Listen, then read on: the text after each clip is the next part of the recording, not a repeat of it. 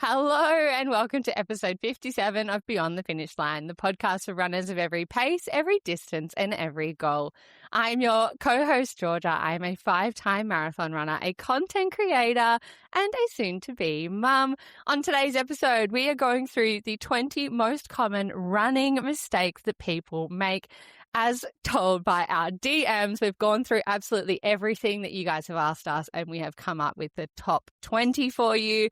But before we get into that, I better introduce to you the other half of the podcast, Coach Matt. He is a 5-time Ironman. He is a long-distance runner, loves a trail run, and he is also the founder and owner and head coach of Beyond the Finish Line. That's our podcast. Of the Performance Project, Australia's largest growing endurance community. How are you going, Coach Matt? Now we got the intro out, Georgia. I'm good. You can breathe. You can take a deep breath. It's okay. Guys, it's all I was good. so The spotlight's close. off you. I was so close, and then I absolutely choked at the end. I'm hot, I'm sweaty, and I'm finally breathing again after a minute. I just held my breath. She forgets to breathe during the intros, guys. It's okay. It's all right, Georgia. Relax. I'm doing fantastic. That's good. I'm so glad. How are you? No, you're like some oxygen is back in the brain. How are you feeling? I know my colour's coming back to my face. Do you know, I do the same when I record videos at work, but anyway, I just forget to breathe. I am good. We just went and saw our baby on an ultrasound, so I'm stoked. I'm on absolute cloud 9. How good? How far along are you now? I'm 19 weeks, so almost halfway, which is so That's cool. halfway, 21? Halfway would be 20 because they consider 20. like 39, 40 to be full term, but lots of people go over. You just never know, really. Could go under. Okay. Baby's currently measuring about just under a week ahead, which is crazy. So kind of cool. Yeah. It's wild how quick. I was just thinking, like, when you told me, I was like, I can't believe that's been 4.5 months or like 4 months. Yeah. Well, what I told you I'm just trying to think. You told me early. Told you at like 4 or 5 weeks. So Yeah, you told me super early, yeah. Yeah, you've been in the journey for a long time. And poor Matt, well, I should say poor Matt, but actually poor Samantha, because Matt held the secret and I actually just thought he'd tell Samantha. So when I saw her in let's get, I'm interested to hear what people think about this. So as you guys know, I take things pretty literally. Georgia, we were on the podcast. We were doing pre-recording and or pre-production, as our extensive pre-production goes. And Georgia goes, "I'm pregnant. Make sure you don't tell anyone." I was like, "Okay." And I didn't think about it. It didn't enter my brain again until we were. I can't remember where. Oh, we were at our end of year meeting for TPP, and then Georgia goes, "Sam, oh yeah, I'm pregnant." She's like, "Matt, you didn't tell me." I was like, "She told me not to tell anyone." You didn't say don't tell anyone but Sam. You just said don't tell anyone. So I didn't tell anyone. It's so funny because like within my friend group, we all just know like depending on what it is, I guess, like if it was something super, super serious, we wouldn't tell our partners. But a lot of the girls know like if you're going to tell your bestie something, they're probably going to tell their partner. And the boys don't care. Like they're not going to really hear a secret and be like, "Ooh, I'm going to go tell everyone." They're like, "Yeah, okay, cool, whatever." So when I told Matt, and I didn't just say, "Hey, Matt, I'm pregnant." There was a whole like, guess what? There was a spiel. Yeah. And when I said, I was like, "Oh, look, I haven't told anyone yet, so if you could just keep it to yourself." He was like, "Yeah, sweet." And then a couple of weeks later, when I said to Sam, I was like, "Oh my gosh, like I don't know if Matt, like I'm sure Matt's already told you." And she's like, "Tell me what." Poor Sam. Said don't tell anyone. I was like, "I'm so sorry. That's my fault. I did tell him not to tell anyone, but also I'm a vault, mate. Someone tells me not to tell anyone. That's it. And it's not because I'm good at keeping secrets. It's because of my ADHD and I just forget. Just it's gone. out of the brain. Yeah. It's, unless it's top of mind, I have no interest in it. Yeah. Look, I don't blame you because I could imagine you just being like, it's not that, like, it's important for you and like, that's great, but also like I've got so much more to think about. Yeah, I was going to say, it doesn't, for probably 5 more months, it doesn't affect my life whatsoever, so I'll talk about it then. No.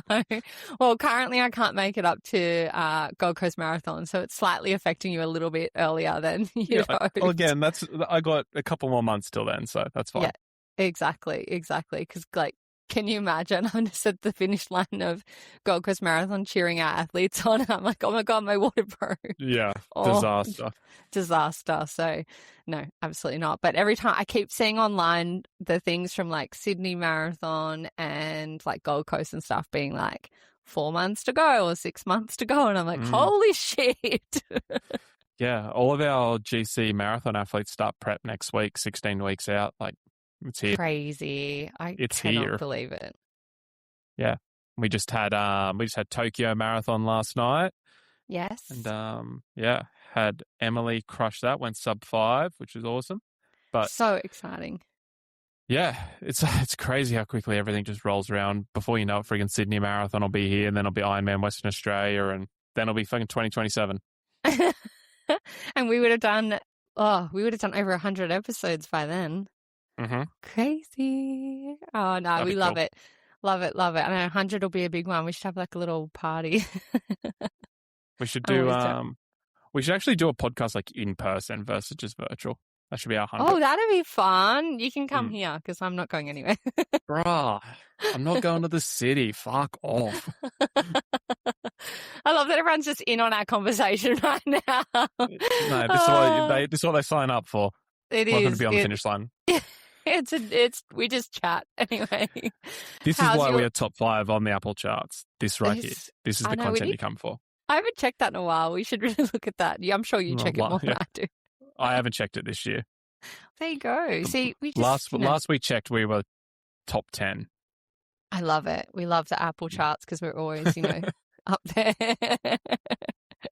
Actually, Matt and I were just chatting, guys, and we want your opinion on this. So I don't know. I don't think. Actually, you know what? I'm not going to put it out there. I'm just going to ask you guys first. So on Spotify, you can actually do video podcasts now, and we can especially do it now because we've hit a certain kind of level. And so we want to know, is that something you guys would like? Would you like to see us in person, like on video on Spotify, or are you happy just to have audio? Because it does mean we have to change a bit with our production side of things if we do jump over. But yeah, keen to see what you think. Matt, put it in the comments. Yeah, what do you reckon? Well, we put it out on YouTube, so I feel like most people would enjoy it, and I think they might actually take a little bit more. I know when I watch a podcast, I'm a little bit more engaged versus when I'm just listening. I miss stuff. Okay. Sometimes if I go back and re-listen to a podcast, I'm like, I don't remember any of that. But if I watch a podcast, I'm like, oh, I feel like I was engaged. So maybe during some of like our more nerdy topics, if people watched it, they might take a little bit more away. I don't know. Yeah, it's funny because we both listen to podcasts completely differently, and I think that's a very good gauge of how many, how the spectrum is with people listening and watching podcasts. Like, I never watch a podcast. I don't watch YouTube. I don't do any of that. I like to listen to a podcast and do something else at the same time. So, I never watch video on Spotify. So I don't know. But then Matt just said that he only watches podcasts on like YouTube. So very interesting. I'm keen to hear what you guys think. So yeah, leave us a comment or on whatever platform. Yeah, whatever platform you listen to us on, let us know. Let us know. We really want to know because it's a decision to make. As I said, it changes the production side of things for us. So, if you're really keen, tell us that you're really keen though. Don't be like, yeah, I could do. And then we change it and no one watches them. So I'll be really annoyed. I feel like that's what, so many people do that. They're like, yeah, absolutely. And you change it and like, oh, actually, I was wrong. You're like, fuck. Yeah. The stats on like switch to audio is like 99%. Because like it's like my favorite podcast. Yeah. My favorite podcast does video and there's an option to switch to audio. And because I just listen on the bus and if I watch video, I'll be sick. So I'm constantly switching to audio. So look, don't do us dirty, guys. If you want it, you got to really want it. I love it. Anyway. Do you know what I love, Georgia? That 2026, you have become so much more confident about just talking shit. Like, The opening of our podcast now is just talking versus you're like, we got to get into content and no one's going to want to listen to us ramble. Like last week we spoke about how you're a drug addict. This week we spoke about coffee addict. Thank you. Caffeine is drug. Oh, I was editing that this morning on the bus on the way to work, and I was having a giggle to myself and just like. I'm so glad you put it out. Oh, just you can see in my brain you see realization.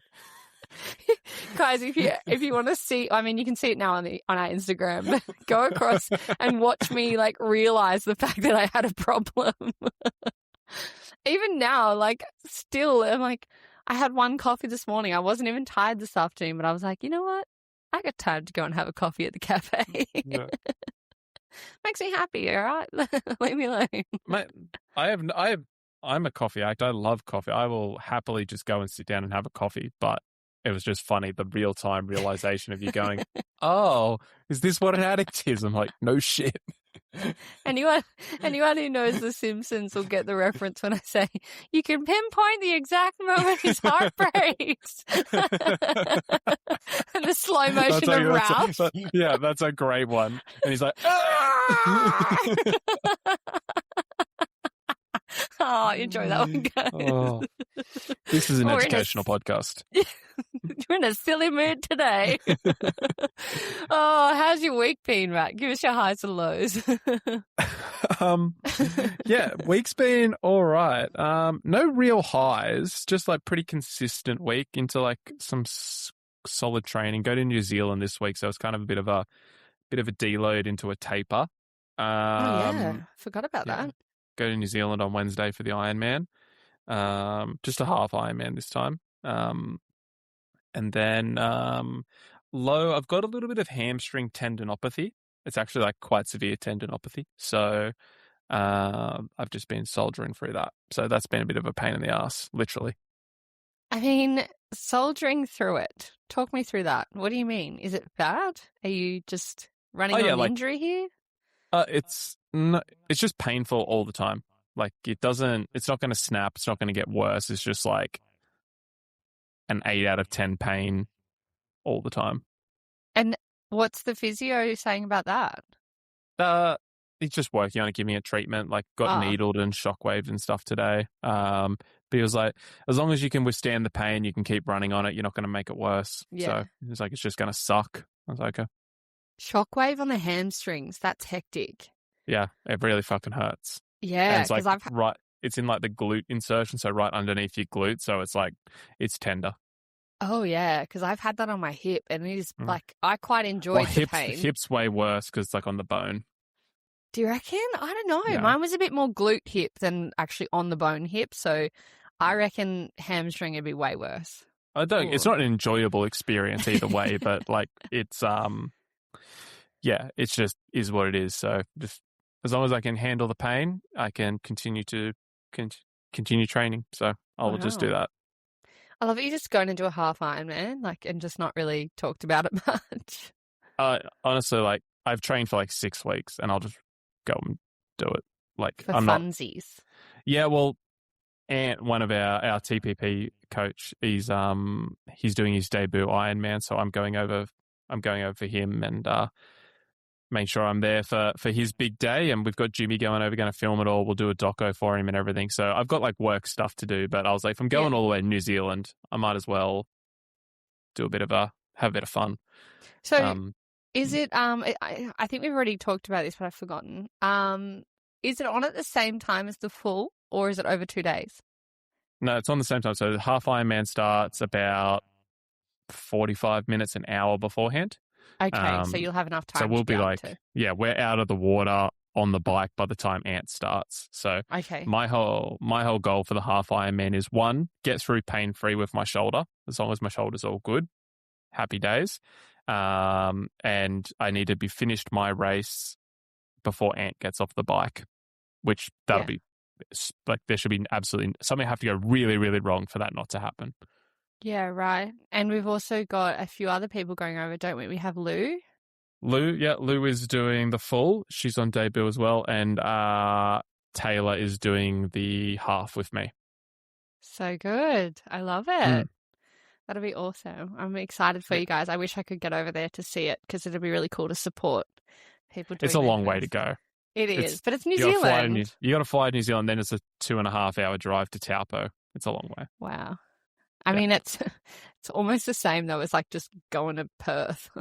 It's quicker. It's quicker to go to Taupo than it is to Busselton. Yeah, that's what I mean. Like I know Busselton's not like you have to drive to Busso, right? How long does it take from Perth? It's about 2.5 hours to Busso as well, but it's like a 6-hour flight to Perth. Yeah, where it's like a 3 or 4 hour flight to New Zealand. I'd rather go to New Zealand. What about you, Georgia? What about you? Highs and lows, mate. Talk to me. Highs and lows. Highs is obviously I just saw the baby, so that's great. They gave me a little wave in the 3D ultrasound, which was so fun. I took my best friend Tani with me. She had the day off today and Nick couldn't come. And she was like, oh, can I come? And I was like, yeah, let's go. So she came. So that was super fun. So it's always good to see the baby. I actually booked in the appointment because I haven't seen the baby since January. And then we weren't going to see the baby till mid-March. And I was a bit like, it's been too long. And as much as my anxiety is really good at the moment, I was like, I just know this will get me through another 2 weeks of just being like, okay, everything's all good. Because you can't feel anything. So you're kind of like, I hope you're okay down there. Like, I don't know. How long before it kicks? Well, so this is what I've been putting on my socials this week. They say anywhere from kind of, for where I'm at and the type of pregnancy I have, from now until like 24 weeks. So are there different types of pregnancies? Yeah. So, well, sorry, I wasn't going to get deep into it, but now I will. Educate me. I will educate you. Coach Georgia. Well, so Nick says this all the time. He's like, I'm learning so much. It's so fascinating. So with my type of pregnancy, what I mean is my placenta, when you obviously you conceive a baby, it's like a little tiny embryo, and then it's not till like a month or so, a couple months in, that you actually start to develop a placenta, which is what feeds the baby. And so it attaches to somewhere within your uterus, and so it can either attach to the front or the back, or then like low down the bottom. And so front is called anterior, I think back is posterior potentially. That makes sense. And then you've got low lying placenta, which isn't as advantageous, like isn't as amazing, but it's fine. So mine's at the front, which means that between my belly and the baby, we've got the placenta, and then you've got all of the layers of your like skin and stuff. So I won't feel the baby as quickly because the baby's not as close to the front until they're a lot bigger. So some people feel the baby in a I'm sure it's posterior. Anyway, forgive me if I'm wrong. They feel it a lot sooner, like anywhere from 15 weeks, whereas where mine is anterior, most people say, I put a thing on my TikTok, most people say from like 18 to 24 weeks, so could be any day. So I'm just like every night I like lay really still and like concentrate, and I'm like, please. Maybe if you can feel him kicking through, I'm assuming it's a boy. I've made that assumption. Yeah, I've made that assumption. That's fine. If you feel him kicking through, he's going to have strong legs, so he'll be a good runner. Maybe. Well, the legs are, as I showed you the ultrasound before we jumped on mic. Big old hoofs on him. Legs are nice and long. Nick has very long legs. I do not. So I'm hoping they got Nick's legs. But it's so funny. Like people, even I say they because I don't know what it is. But my friends say she. Some of my family say she. I bet all the girls say she and all the boys say boys, right? So funny. Couple friends are like, nah, I definitely think it's a boy. So they just like say whatever they want. But then, yeah, it's pretty 50-50 what people think, which I mean, makes sense. But, you know, funny that. Yeah, only two options. Yeah. And then my low for the week is I went for a run on Sunday, which was fine. I did 4K, but then I was getting quite bad hip pain afterwards. So not ideal, but I'm seeing the physio on Friday, so I'm sure it's fine. This time it doesn't feel like what I had before, where it was kind of on the outside of my hip. It was kind of feeling more like the joint. So I think it's just a funny pregnancy thing. So anyway, I just try not to let that get the best of me. I'm going to go for a swim tomorrow, and yeah, that's it. Cool.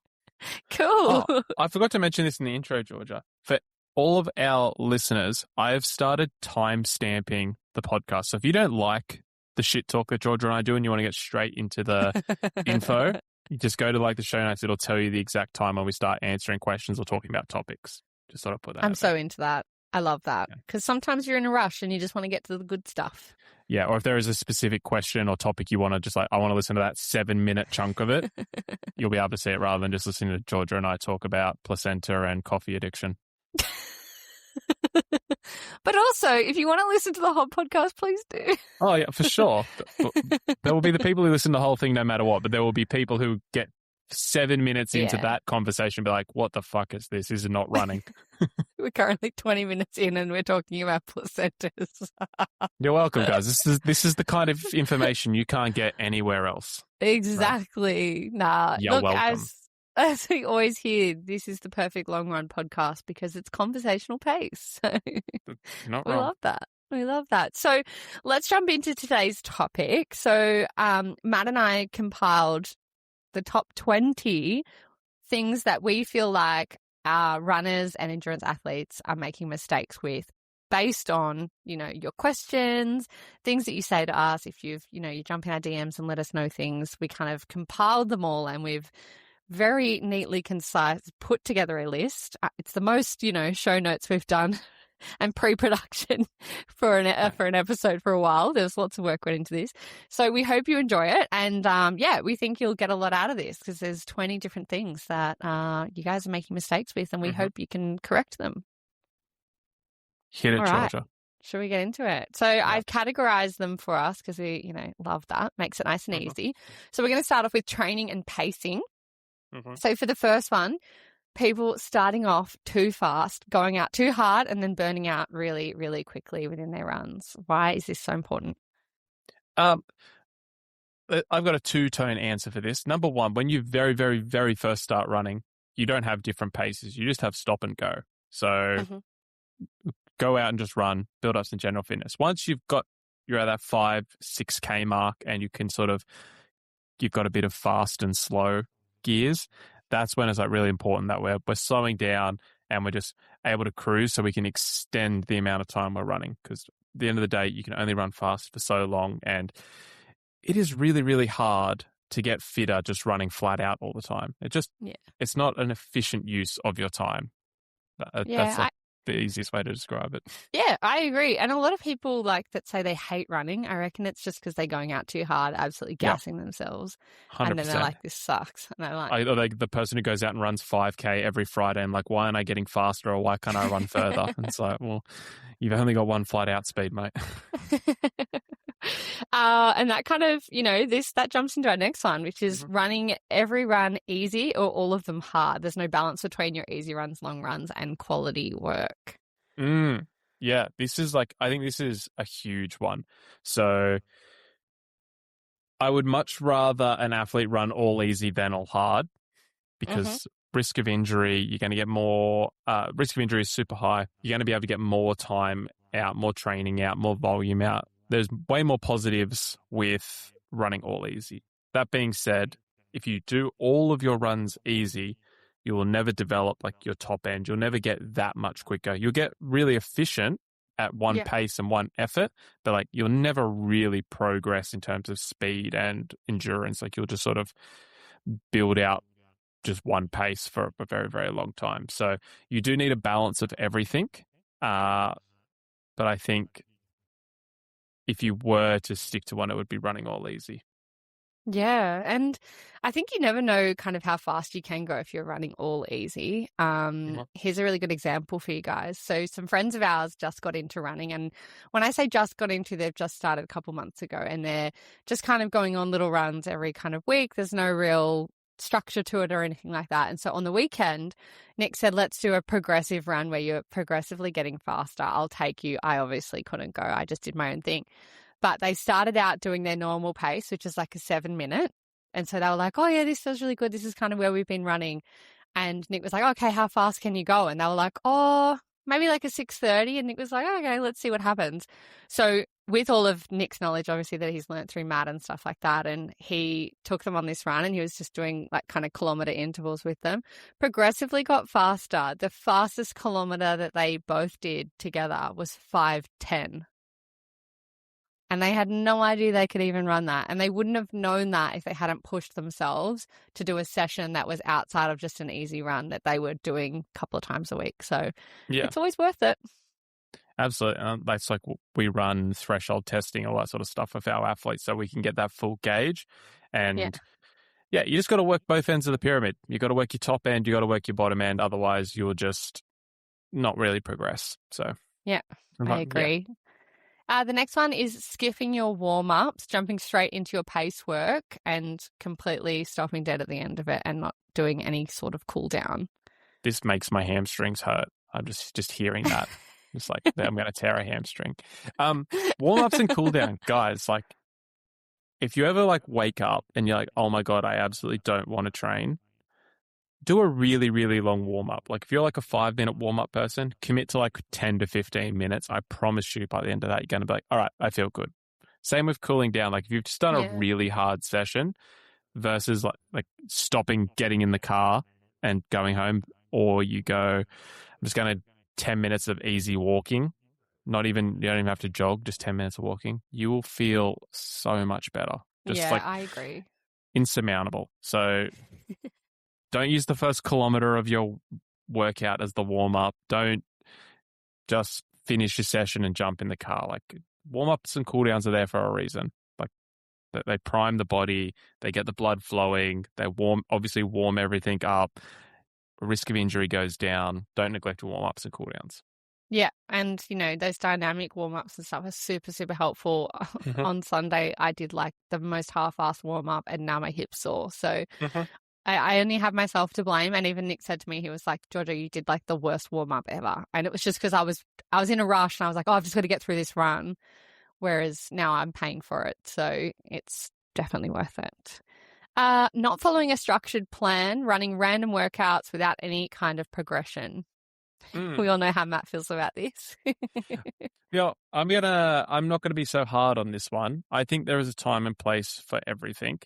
I think if you're just running for the love of running and you don't have a particular goal, and you just one day like, hey, I'm going to go out and do 5Ks fast, and then one day I'm going to go out and I'm going to do a trail run, and one day I'm going to go out and do a coffee run with my friends or go to run club or whatever. Yeah, there is a time and place in a season in your life for that type of training. But if you're training for an event, if you're training for a goal, if you're training for a specific outcome that you want to achieve, progression is the only way, and structure. Like you cannot get there just through sheer dumb luck and just winging your way through it. Like you need a plan, you need to stick to the plan, you need to trust the process for an extended period of time and do that repeatedly for months and months and months or years and years and years, depending on the size of the goal, and then you will eventually achieve it. Yeah, and this one comes from lots of questions that we get from you guys to say, oh, I've been running for 2 or 3 years and I can't seem to crack that, a certain pace or a sub whatever time that they're after. And so we thought this is a really good one to add in because it's so common, just people kind of winging it and hoping to get times that they really want. So yeah. All right. Increasing the volume or intensity too quickly, which leads to fatigue and injury. Yeah. Again, this is like everyone knows the 10% rule. Everyone should know the 10% rule, which is a very, very generic, very safe textbook, middle of the bat kind of reply where it's like, okay, if you ran 10Ks week 1, you can run 11Ks week 2, right? Just increase volume by 10%. More experienced runners can sort of do anywhere from like 20 to 30%, just depending. I would say that there is more risk with increasing intensity than volume within reason. Like that doesn't mean you can go out and run 100 Ks on no training. But all things being equal, like people just do too many hard runs back to back to back without recovery, and that's what injures them. So I would encourage athletes to increase volume before increasing intensity. And then if you are to increase intensity, make a reduction in volume and give yourself adequate rest. Yeah. And we spoke about this on one of our episodes recently. I'm going to quickly see if I can find it was last episode, to episode 56, guys.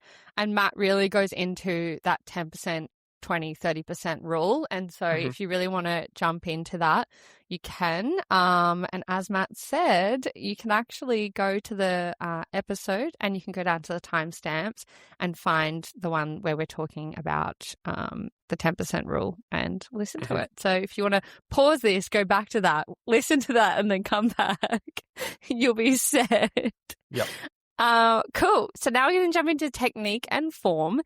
Notoriously one of my biggest things that I struggle with. So number 6, poor running form, overstriding, slouching, heel striking excessively, and just having bad form in general. Yeah, I think this is something that gets a little bit too much media time. If an athlete came to me and that was the first thing that they addressed, I would be, I would definitely say like, hey, let's just get some general fitness in before we even look at your running form. The chances of your running form being so horrendous or so biomechanically non-favorable that it is the leading indicator of you not progressing is basically zero. Like, Yeah.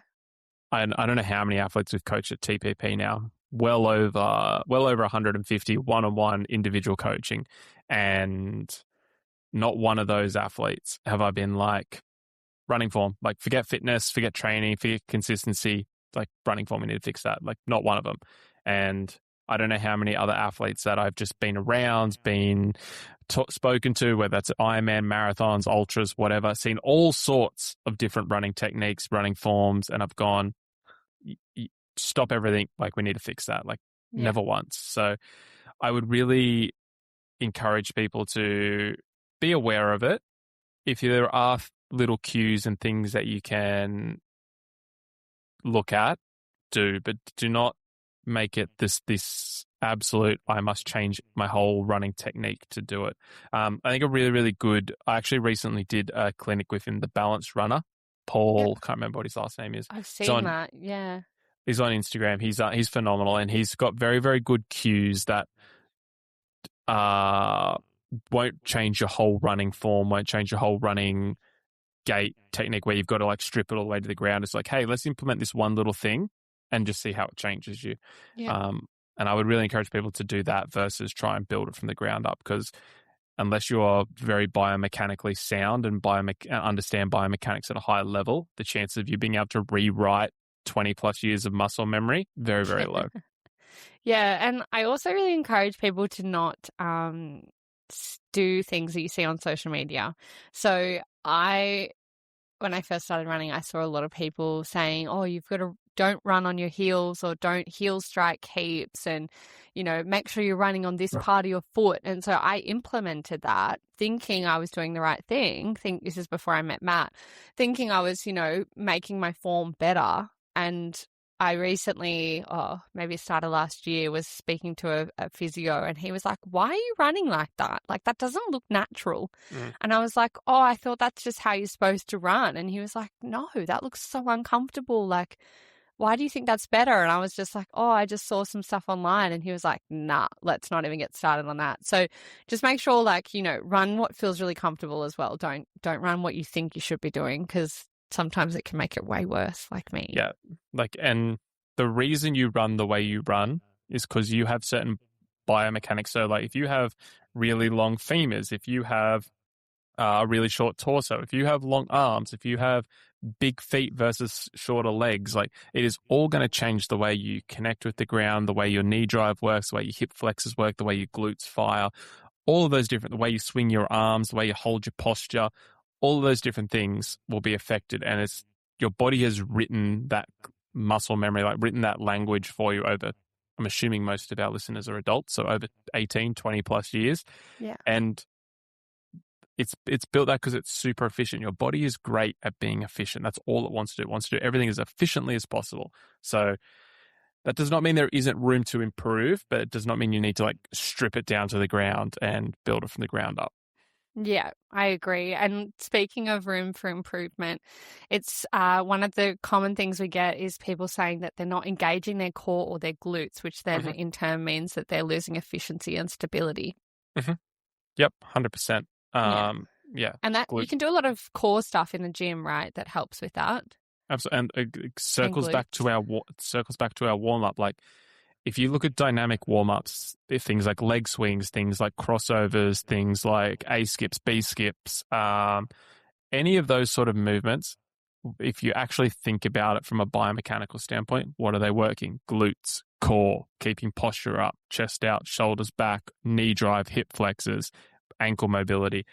All of these are like, they're to prime those. So then when you start running, guess what works? Those big engine room muscles. So like glutes. The reason the glutes are so big is because they drive all of your legs. They hold yourself up. They connect for your lower back to your core, which keeps chest out, shoulders back, keeps your diaphragm down so your lungs are open. Like, it is all intertwined. If you do not take the time to warm up properly, there's no chance of your muscles that you want working to work, and then you can't run efficiently.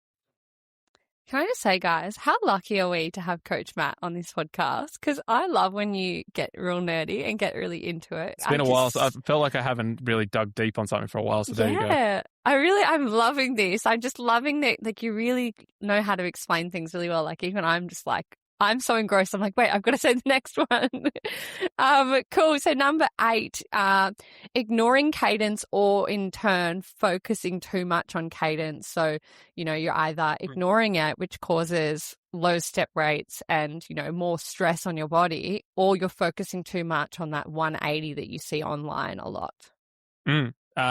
This is something I was actually very self-conscious about, because I have an extremely low cadence. Mine's in the high 150s, low 160s. So I would run between 158 to 162 for like a 3:30 marathon, like sort of marathon pace.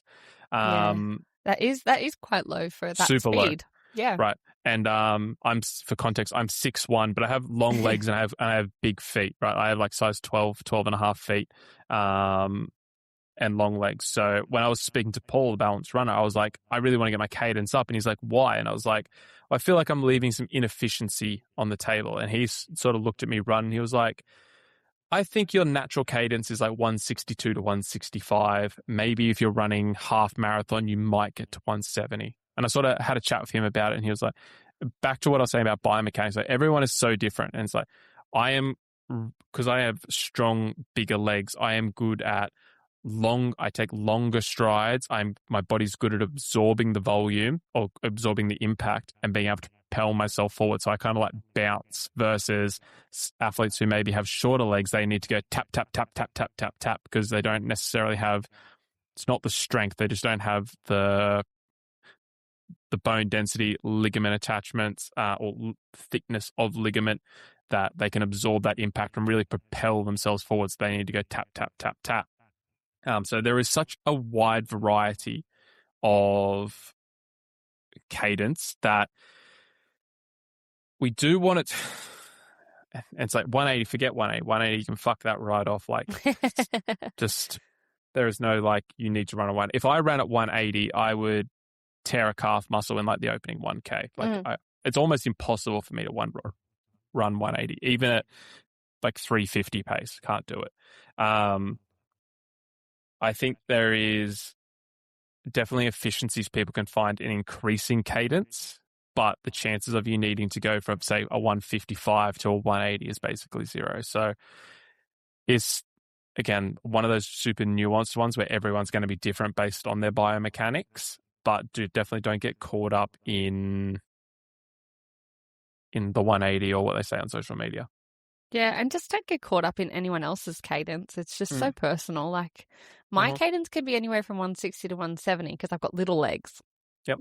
Like, if I'm running with Nick, I'm taking 2 steps to one of his steps, Yep. So like, naturally our cadences are going to be completely different. So, and like, Nick's a great example. And Nick and I are about the same size. I'm a little bit heavier than him and he's probably slightly taller than me, but I have bigger feet than Nick. And Nick takes on average about 9 steps per minute more than me. There you go. See? Yeah. You just can't listen to anything you see online about I don't think at cadence, as in like this is the number you should be hitting.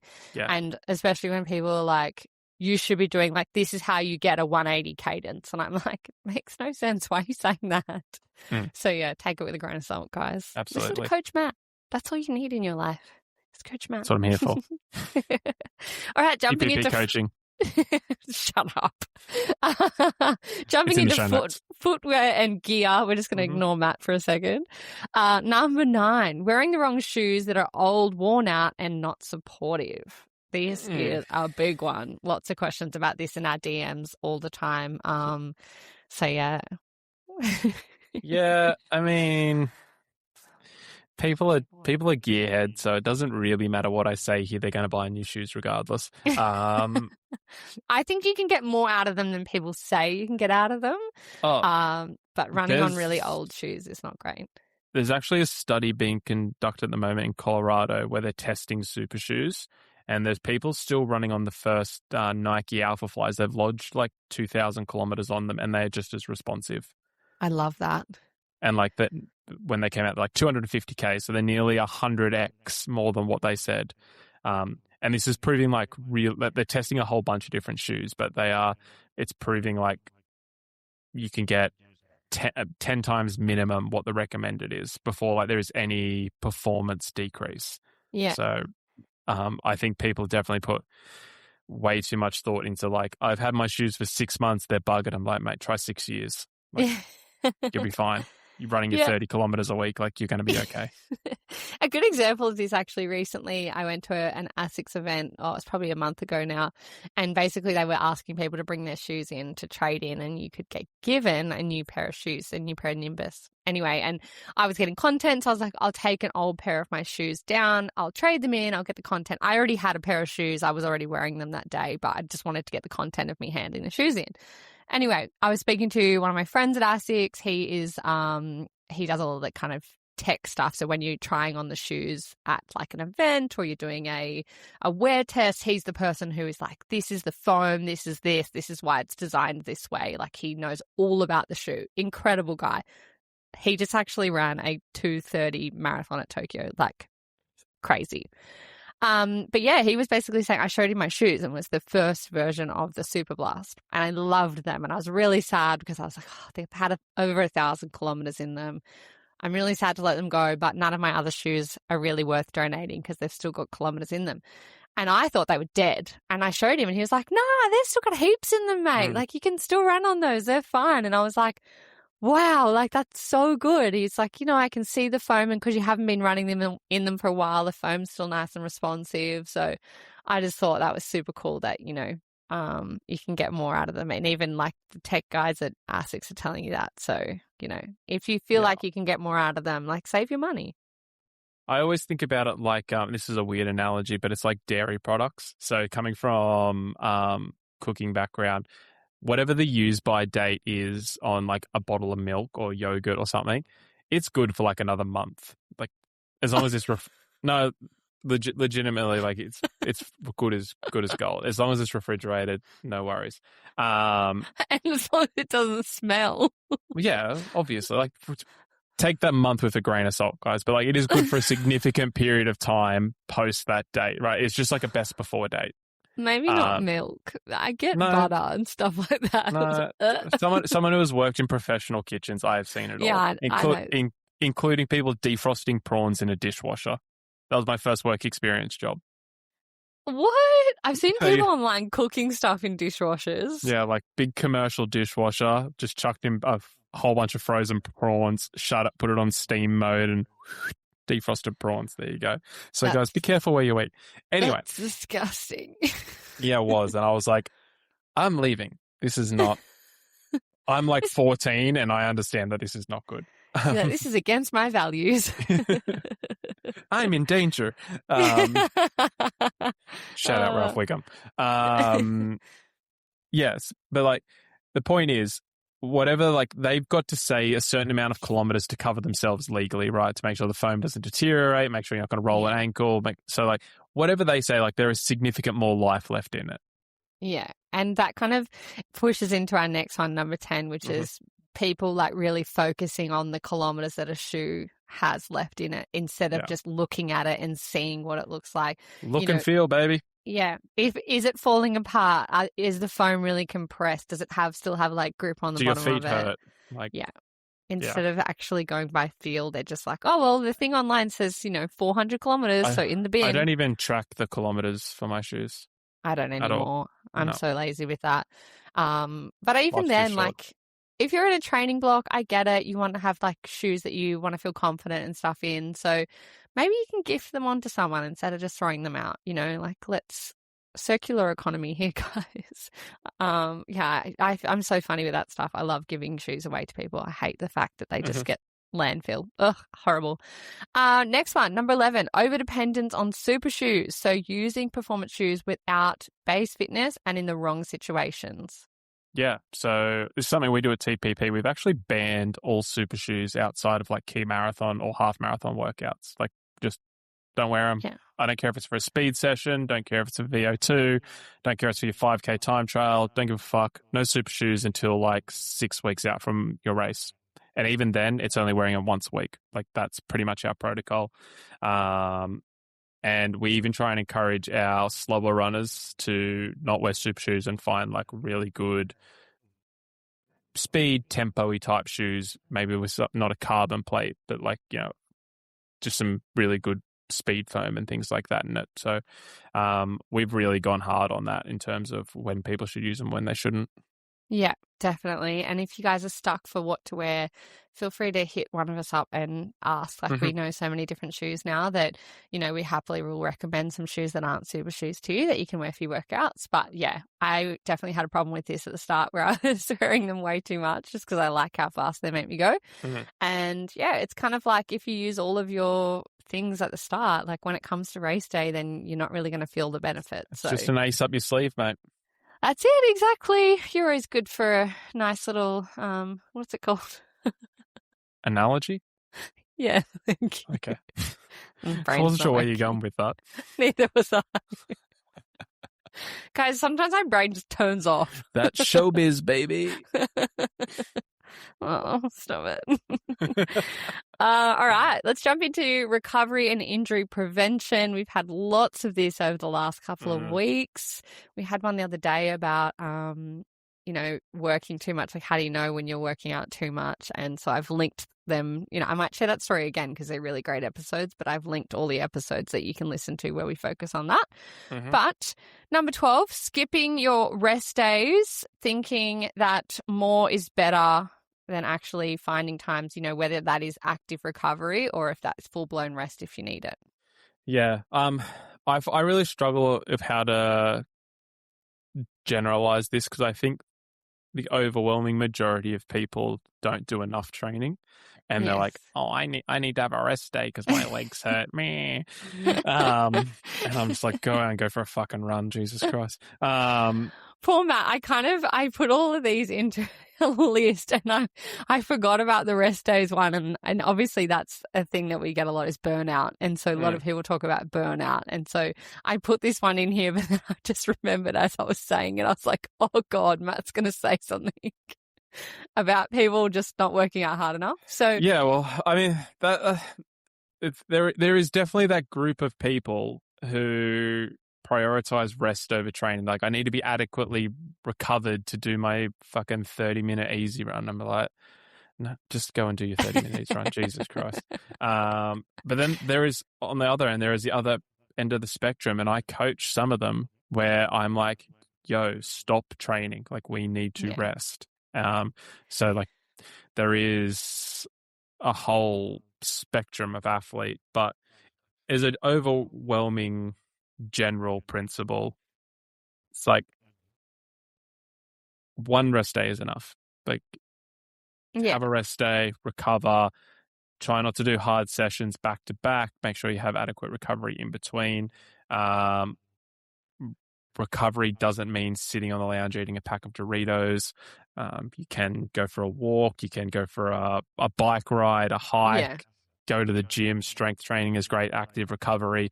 So a whole bunch of different things you can do that is not just chilling out watching Netflix. And, as Matt said, there's just heaps of stuff out there you can do. I think it's like, you need to kind of ask yourself, do I need a rest day because I am physically, mentally, everything exhausted and my body is not going to let me run? Or am I just not disciplined enough to be like, I just need to get out there and go for this run? Yeah. So I think a lot of people don't know how to distinguish that. But anyway, that's a conversation for another day. Number 13, ignoring niggles, running through pain that's not normal soreness. And so at the top end of this episode, I did ask Matt. I said to him, well, what talked me through running through this injury of yours, the tendinopathy. But as you said, you've spoken to your physio. He said you're allowed to run. You're not ignoring the injury. You're doing things that are smart. So I think this is a big one. Yeah, absolutely. I am super. Any of my athlete comes to me and they're like, "Oh, this was just a little bit sore, or this was just a little bit off." I'm like, "Let's just go get it checked out. Like, check it out. Take the day off training. Like, here's a great day for a rest day. Go to the physio. I go get a massage. Go have this looked at. Like, I would much rather you look at it and be nothing, and us take 24 hours off to assure that, versus, oh, maybe it'll be nothing, maybe it'll be something. You tear your calf, you tear your hammy, you get bursitis in your hip, whatever it might be, and you're out for 3 weeks, 6 weeks, 6 months. So I'm super, super proactive when it comes to any sort of niggle, any sort of anything. Obviously, seeing as many athletes as I do, I can sort of identify if something is a physio problem versus a rest problem versus you didn't warm up problem. But 99 times out of 100, I'm like, let's just go get it checked out. Better be safe than sorry. Yep, fully agree. Just get it checked out. Can't hurt. Yes, it's expensive to go and see someone, but better than having to fork out thousands for an injury that's gotten worse when it could have been prevented. And so the $100 or $150 it costs to go to the physio to get one check and then take a week off because it's like, hey, this is really close to tearing, straining, whatever, versus the 15 physio sessions and no running that you have to do after that for the injury. It's like chalk and cheese. So it's a great investment. Yeah, for sure. Not incorporating strength training. We get lots of questions about strength training, if they should be doing it, when, how often. Just missing out on your strength training and injury prevention and all that kind of stuff that, you can actually gain from going to the gym. Yeah, I think a lot of people, when they hear strength training, they think squats, deadlifts, overhead presses, clean and jerk, snatches, things like that. For runners, you can get away with a 20-minute body weight, single leg movement type of workout. So it doesn't need to be this big daunting thing, especially for a lot of our female listeners who may not feel comfortable going to the gym. There's heaps on YouTube or even ChatGPT can do an okay job. You're like, hey, at home, body weight, single leg, runner, rehab, prehab session. Give me 3 days a week, 20 minutes. So you're doing an hour total for the week. You'll be good as gold. It'll just make you bulletproof. The injury and even the amount of training, and this might sound counterintuitive, the amount of training my athletes who strength train can do is probably in the neighborhood of 30 to 50% more on average than athletes who don't strength train. They can just handle more volume, they recover quicker, they have more discipline, they are more focused. It is not a coincidence that all of those traits overlap with people who do strength training versus not. And obviously their injury rate is significantly lower. So, and they progress a lot quicker as well. So all of those things, do your strength training. Do it. You heard it here first. Number 15, poor sleep and nutrition. Training hard without fueling well or recovering well. So not eating your carbs and not going to bed early and getting a full good night's sleep. Yeah. As someone who is a notorious bad sleeper who normally gets under sort of 6 hours a night, I understand the struggles. Look, if you're not getting adequate sleep and you're not fueling, you're kind of wasting your time training. It's not going to work. You're sort of fighting an uphill battle, pushing that rock up the hill, and as soon as you stop, it's going to roll back down. I would really encourage people to. And I understand modern day life, sleeping 8 hours might not be for everyone. If you can't get all of your sleep in, you've got to fuel properly, because at least fueling is going to somewhat decrease that risk of injury and give you adequate energy to go out and train, and then try and get the sleep whenever you can. But just sleep and eat, guys. It's important. Especially for, I know we bang on about this, but especially for our female listeners. And we always talk about, it can be really hard to get out there and like eat correctly. A lot of people are striving for certain body types and eating a certain amount of calories and all that kind of stuff. It's well worth looking into how much you should be eating, or currently how much you are eating, and if it's actually enough, because that could be hindering your performance as well.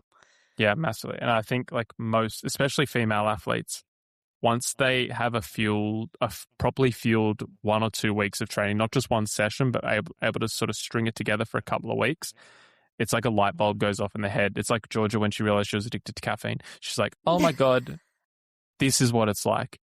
And they never go back. So... Well, do they? As soon as the baby comes out, like, give me a V. Hey, I'm not having those at the moment. I'm just having coffee. So, we've come a long way, guys. All right, 5 more to go. Mindset and motivation. So comparing yourself to others, chasing someone else's paces or progress. This is such a big one, guys. I hear it a lot in my DMs about people saying they really struggle with the online space and just seeing even what their friends are doing on Strava and, how hard it can be to not compare yourself to other people.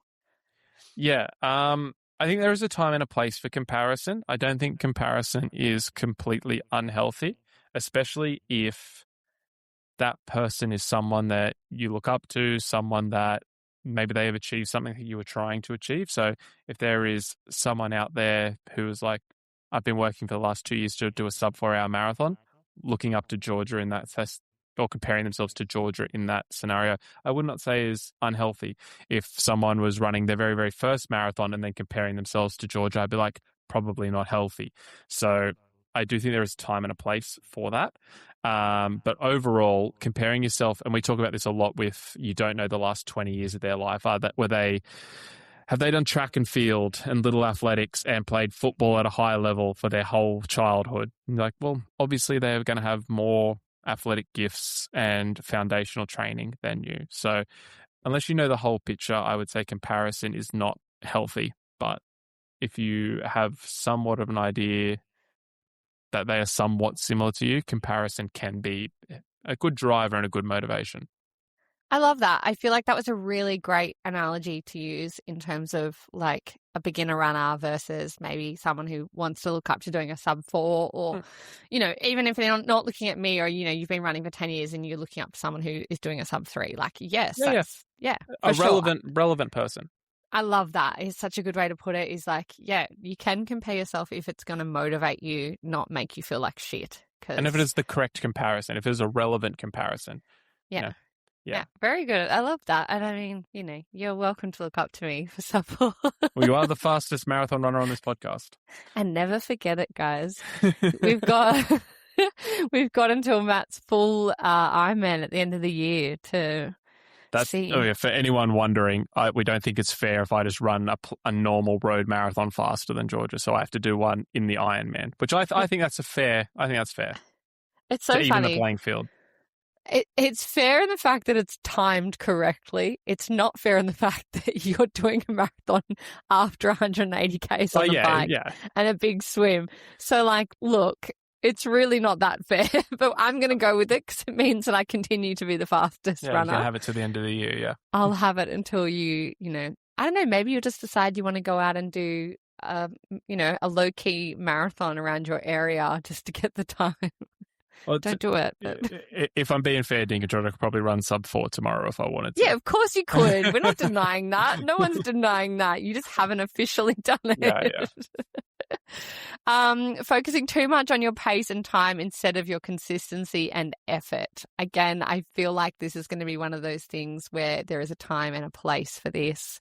So, sometimes you do actually have to focus on your pace and times, but where this comes from is people asking us in our DMs saying, I need to be running at this pace or this time, or, again, that goes back to comparing themselves to others. But what are your thoughts on this? Yeah. consistency is king. Like one thing I harp on to my guys is consistency over perfection. Like I'll say that to the day I die as a coach. Yeah. Just consistency over perfection. There is a time and a place for pace and times, especially like when we start talking about performance athletes. They're chasing a certain goal, a certain time. Obviously, if Georgia wants to run a sub 4, we need to make sure she's running 5 minutes 40 per kilometer. Like that is just what is relevant for that. But there is also a huge chunk of the year, probably the majority, actually definitely the majority, 9 months of the year where don't give a shit about how fast she runs. I just care that she is training consistently.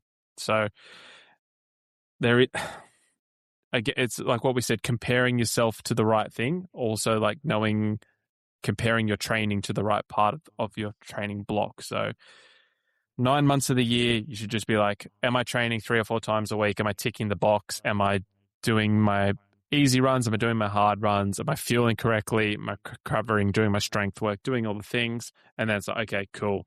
It's marathon block, it's half marathon block, it's race block, whatever you want to call it. Now it's time to like, okay, I'm focusing in on that 5:40 pace or whatever pace. Yeah, love it. Agree. We've got a couple more to go, guys.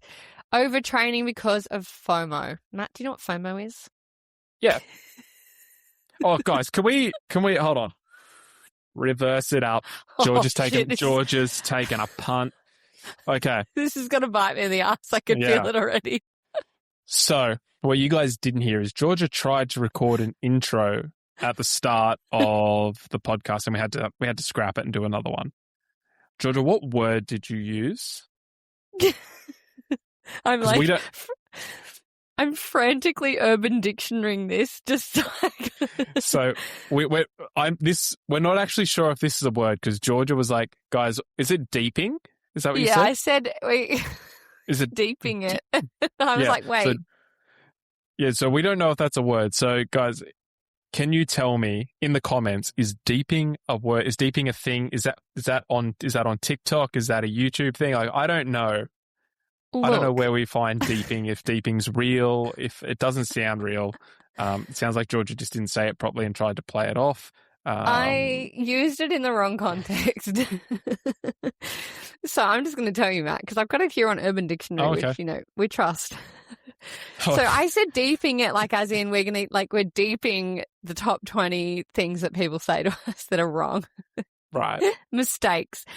When it actually is like you're thinking too much about it, like you're overthinking it is, if you're deeping it, you're overthinking it instead of like getting deep into it. I can't believe this is why I stopped the intro because I was like, "This is not going well. No, that was wrong. This is not going well for you." Yeah, you're not going well. No, I was 100% wrong. I used it in the wrong context. Do I know? Sure. Do I know what FOMO means? I'm old, but I'm not that old. Well, overtraining because of FOMO. You wouldn't. Do you get this? I don't feel like you would get this. No, I personally don't know. I think most people don't overtrain. They overstress.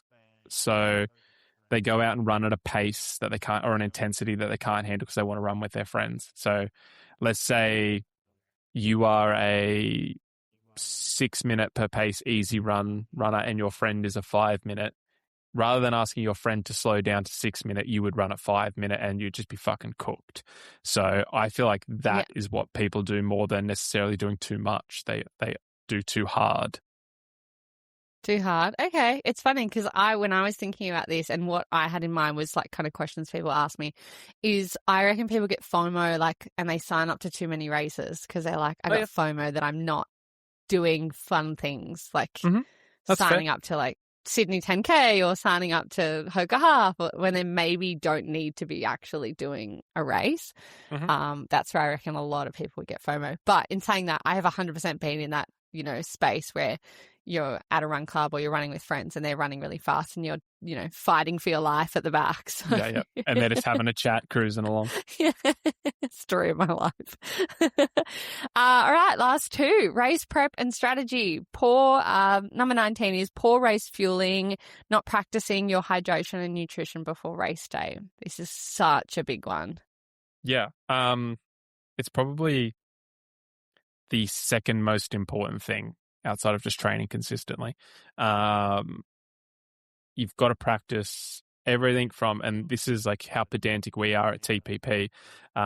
We do everything from dinner the night before through to breakfast the next morning, pre-run, intra-run, post-run. So our guys, for essentially 36 hours for about 6 weeks before, it's the same routine. They get up at the same time. They have the same breakfast. They have the same pre-run. They're wearing what they want to wear on race day. It's a whole routine, and then they just practice. And when everything is the same, if something goes wrong, it's very easy to identify. If something goes right, it's very easy to identify. If every week something chops and changes, and you're like, oh, this week my stomach felt bad or got cramps or had to go to the bathroom, whatever it was, like, cool, like, what was different to last week? And they name 11 things. You're like, well, fuck. How are we going to sort this out? So I can't stress enough how important it is just to practice that routine. 6 weeks out, from dinner the night before, pre-race dinner, breakfast, clothes, fueling, hydration, all the way through. Yeah. And I know I said here, like, your fueling strategy, but as Matt said, clothes is such a big one, especially for girls. Especially for girls. Like, you know, guys, if you aren't sure what you want to wear on race day, and for guys, it's probably not as big a deal. I do know guys that really love to pick their outfits for race day. But, you know, if you're not practicing that firsthand, like, how are you going to know if you're going to get chafe under your arm where the bra rubs you wrong? Like, I went through probably 4 different types of bras in my lead up to the marathon, testing them out, being like, okay, can I do this? Can I wear this one? You know, I even had to like request different bras from Asics because I had to wear Asics. I mean, I was happy to, but because I just said to them, I was like, nope, this one rubs me the wrong way. I can't wear that on race day. Even down to the shorts, I just said to them, I was like, I'm really sorry, I can't wear these on race day. They're not long enough. I need this type of thing. Like, I've done all of my sessions in this short and they're amazing. I did 4 in this short and it's, you know, it rubbed me wrong. I got chafe. That's going to ruin my race day. So things like that are so important because, you know, chafe can ruin your race day. It really, really can. Yeah. So focus on that stuff. It's just as important as the nutrition side of things, as Matt said. So it's a big one. Same with socks, shoes, blisters, like, test it all. Socks, everything. Test it all, as Matt said. For weeks and weeks and weeks, we train this stuff together. And Matt's saying to me, like, what are you eating? What did you have the night before? Like, why is this run different to last week? What's going on? So it's so much easier, as Matt said, to just be like, oh, I changed one gel and that's why I got a stomach ache at 20 kilometers. So definitely look into that one, which leads us to our last one, not training in race conditions, ignoring the weather, the terrain, and your pacing specifics. This is a big one.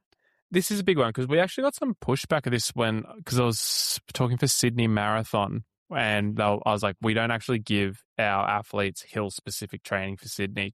And like a lot of people would consider Sydney a hilly marathon and I do not. It's like, it's only 350 meters over 42 Ks. So I think you really need to be familiar with your race. You need to know the terrain. I'll start with terrain. You need to know the terrain of the race. If it is a particularly hilly course, then yes, you need to do hill training or you need to do race-specific training. But I do think for the majority of amateur runners, they put more emphasis on that than is needed. And maybe that's a mental thing. Maybe they want to just feel prepared. Yeah. That's fine. But like, there's a lot more to be gained through like more levers we could pull rather than like just doing hill training, for example. Weather's an interesting one. Outside of really, really hot, really, really cold, don't really care. Don't care if it's raining. Don't care if it's windy. Don't care about anything else. Like, it's just sort of hot or cold that I care about. Because if you're wet, you're wet. Like, okay, next. What do you say, George? You can only get wet once. People quote that to me all the time. I am just going to jump in here, though, because one of the things I was thinking of when this kind of when I was writing this one was that we get a lot of questions of people being like, what do I do on race day if it's pouring rain? You know, and this happened for Hoka Half last year. It poured on race day. And so lots of people were asking us, oh, I don't know how I'm going to, like, what do I do? Blah, blah, blah, blah. And I would just say to them, I'm like, okay, have you run in the rain before? And like, oh no, I never run in the rain. And I'm like, okay, so why? Like, I just think people make the mistake of never ever running in anything but perfect weather. And then it comes to race day and then they're running and they don't know what it feels like to run with wet, soggy shoes and a soggy sports bra, and they're getting chafe and stuff like that and not prepping themselves for things like that. Like not knowing that when it rains, like to wear a hat because it helps not get rain in your eyes and things like that. And I think that's where people make the mistake, is that they just only ever do one specific thing and then wonder why on race day it all falls apart when it's not the exact perfect day that they had planned. Yeah, I definitely think there's two types of athletes. There is the athlete where I would put myself in this category where I'm just going to race. Like, it doesn't matter. Yeah. I'm not going to, it could be a thunderstorm, could be hail. Like, I'm just going. And then there is the athlete where if it's not the absolute perfect condition, they will mentally break down. So I agree with Georgia that if you maybe are, I say this in the nicest possible way, if you're on the mentally weaker side of things, exposing yourself to the different stimulus, like really, really hot, really cold, raining, early mornings, running in the dark, late nights, maybe not late nights, like running on dusk, things like that, are only going to sort of give you more tools in your toolbox to be able to get through different situations. Yeah, and as Matt said, understanding what kind of runner you are, and like Matt is happy to run in any condition, loves running in the heat, that kind of thing. I'm on the side of where I get really nervous about that sort of stuff, so I like to be as fully prepared as I possibly can be, and so I make sure that I'm out there in the rain, I'm doing different types of sessions, I'm running in the heat, I'm running in the cold, all those sorts of things, so that I am prepared for race day. And yeah, and that comes down to lots of different things. If you want to prepare for the weather or if you want to go and do hills, you can. It's not necessary, but you can do it if it makes you feel better. Or if it means, you know, you've got to get out and get the paces right. And that's really important in training as well, is to train that sort of stuff. Absolutely. Absolutely. All right. Wow. This podcast episode has gone on nice and long. We probably have time for, what do you think? One quick question, Matt? Yeah, go on. One or two, whatever you got. One or two. All right. Okay. Leonie has asked, how effective are treadmill runs for improving real-world running performance? I notice I can run much faster with a lower heart rate on the treadmill because there's no wind resistance, hills, or anxiety, but those gains don't seem to translate outdoors. Does treadmill running still meaningfully build aerobic endurance and speed for outdoor running, or are there limitations athletes should be aware of? What a question. Yeah, I always find it interesting the different things people come up with as excuses. What do you mean? Wind resistance. Like, are you running into a class 4 hurricane? Like, what are we talking about? I think what Leonie is saying is like, is it effective to run on the treadmill for your training? If that is, you know, if you can't run outside, or is it going to hinder them on race day when there's no wind? I understand the code, but then she like listed the thing, and like you'd be shocked at like. I love that though. If it was like 28 degrees, someone like I would get a Training Peaks comment for sure, being like too hot, heart rate was 9 beats high. I'm like, unless you're running like on the equator, it's not going to change your heart rate 9 beats. Like, let's relax. You the 7 cups of coffee and 4 hours sleep you had last night. But anyway, look, the reason Leonie, that means people really well. This is not all directed at Leonie. This is just directed in general. I just found wind resistance just set me off. Look, jeez, I really should have like shown you this question beforehand. Yeah, sometimes George doesn't give me a heads up, and I just get you with both barrels. Rogue. Go on. Cool. So why is treadmill, we'll do the good and bad of treadmill running. So the good about treadmill running is if you are not used to speed workouts, or if you are trying to get to a new VO2 max 5K speed, it's really, really good for teaching muscle memory of fast leg turnover. So you can set the treadmill to whatever pace, let it get up to speed, and then jump on it and do a minute, 2 minutes, whatever, jump off, rest, minute, 2 minutes. And then you can translate that leg speed over to real world running for very, very short periods of time, right? Like, it's not going to completely change your marathon pace. It's not going to completely change huge, huge chunks of running, but for a very, very small window, you can change it and it can teach you a new neuromuscular connection. So fantastic for that. Fantastic for coming back from injury, or if you've been doing a lot of running and it just absorbs that impact, because obviously treadmill's very, very springy, doesn't have that impact that the road does. Also very tailored, so like you can increase the incline, increase the decline, all those sorts of things. The negatives of treadmill running is it's not real running. It's doing all you're doing is lifting your legs up and down. Like it's the belt's moving. You're not propelling yourself forward. So the reason that your heart rate's low is because you're not working as hard. Just plain and simple. It's not real running. Does that mean there is no place for it? No.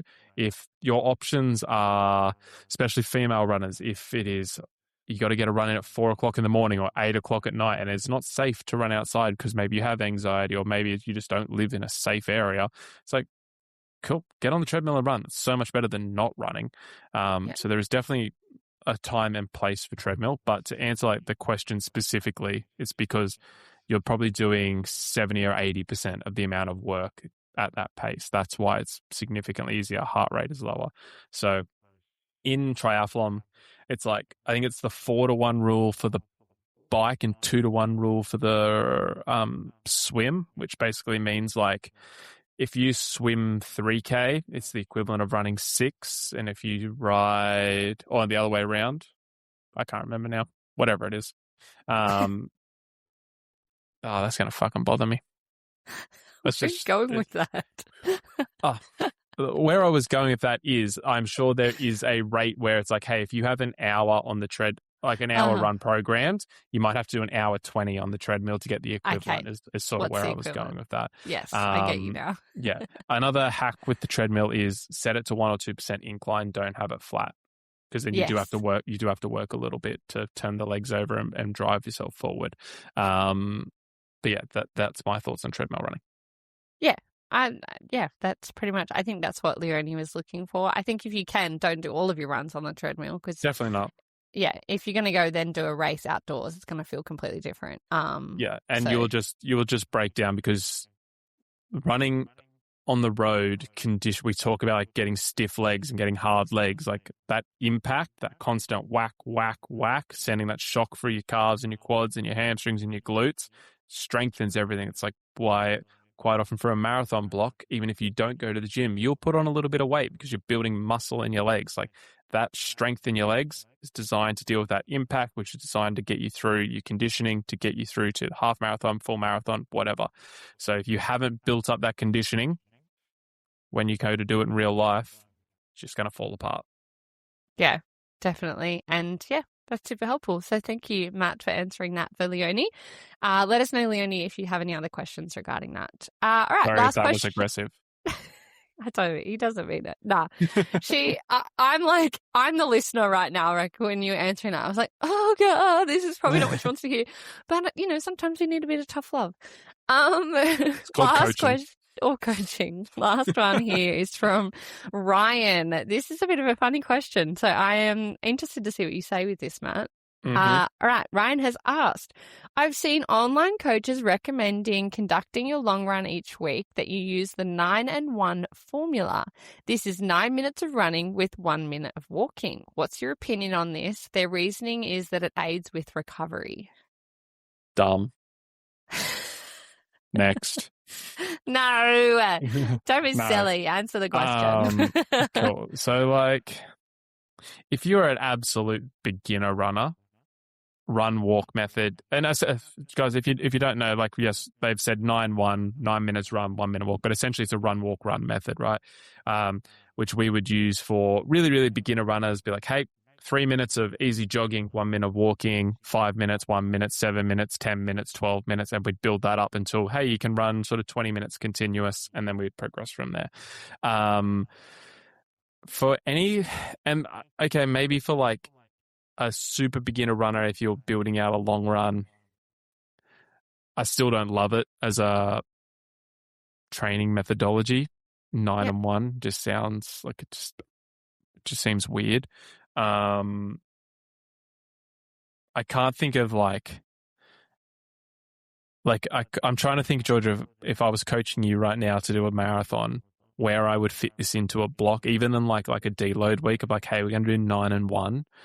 Like, it just doesn't make any sense to me on any physiological level. So I would say if you are anything outside of an absolute beginner, this is just a bit of social media horseshit.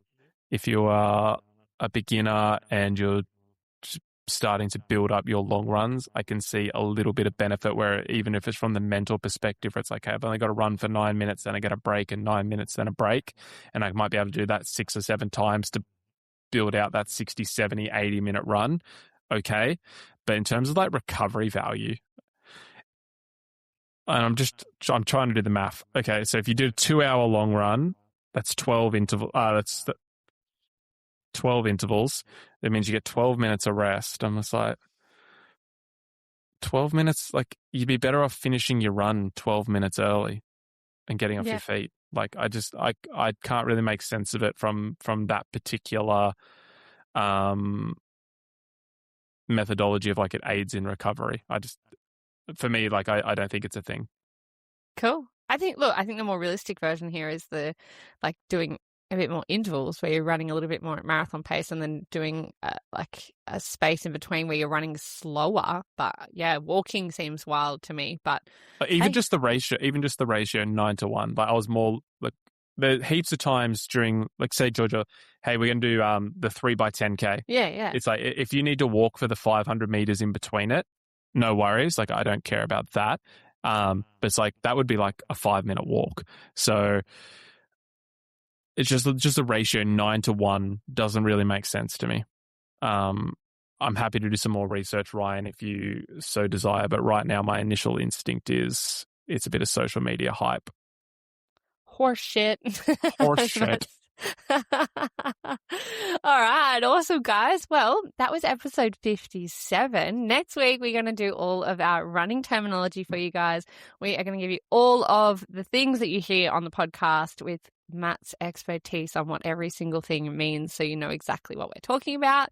But for now, thank you so much for listening. Make sure you head over to Instagram and follow us at BeyondTheFinishLine_pod. Head over to wherever you get your podcast. Make sure you like, subscribe, download, share it to your socials. We're always very appreciative, and have a wonderful week. Hooroo. Bye.